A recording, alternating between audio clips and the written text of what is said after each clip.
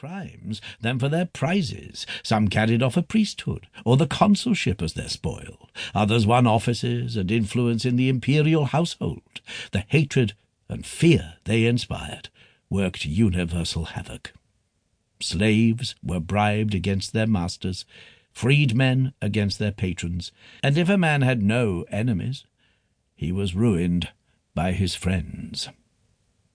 However, the period was not so utterly barren as to yield no examples of heroism.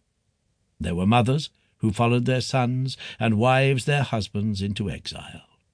One saw here a kinsman's courage, and there a son-in-law's devotion.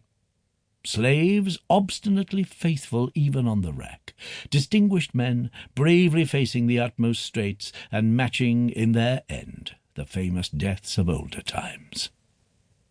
Besides these manifold disasters to mankind, there were portents in the sky and on the earth, thunderbolts and other premonitions of good and of evil, some doubtful, some obvious.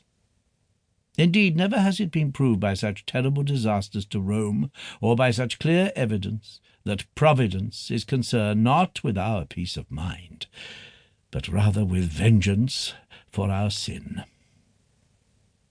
Before I commence my task, it seems best to go back and consider the state of affairs in the city, the temper of the armies, the condition of the provinces, and to determine the elements of strength and weakness in the different quarters of the Roman world. By this means we may see not only the actual course of events, which is largely governed by chance, but also why and how they occurred. The death of Nero, after the first outburst of joy with which it was greeted, soon aroused conflicting feelings, not only among the senators, the people, and the soldiers in the city, but also among the generals and their troops abroad. It had divulged a secret of state. An emperor could be made elsewhere than at Rome. Still, the Senate was satisfied. They had immediately taken advantage of their liberty, and were naturally emboldened against a prince who was new to the throne, and, moreover, absent. The highest class of the knights seconded the Senate's satisfaction. Respectable citizens who were attached as clients or freedmen to the great families, and had seen their patrons condemned or exiled, now revived their hopes.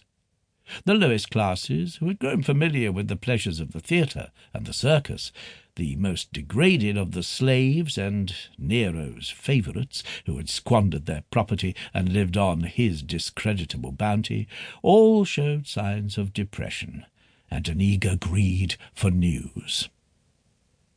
The troops in the city had long been inured to the allegiance of the Caesars, and it was more by the pressure of intrigue than of their own inclination that they came to desert Nero.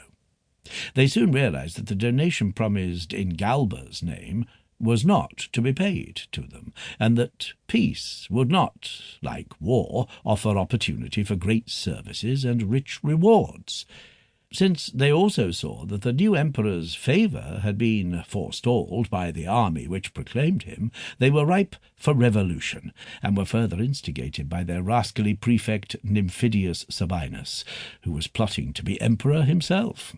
His design was, as a matter of fact, detected and quashed, but though the ringleader was removed, many of the troops still felt conscious of their treason, and could be heard commenting on Galba's senility and avarice.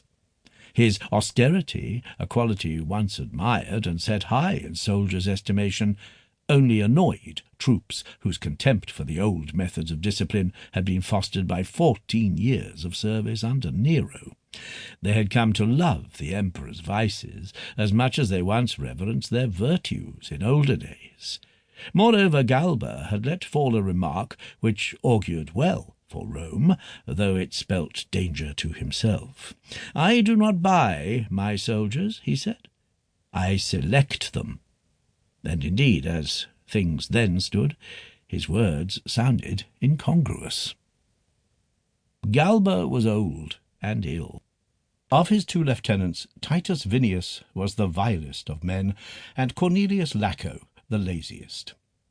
Hated as he was for Vinius's crime,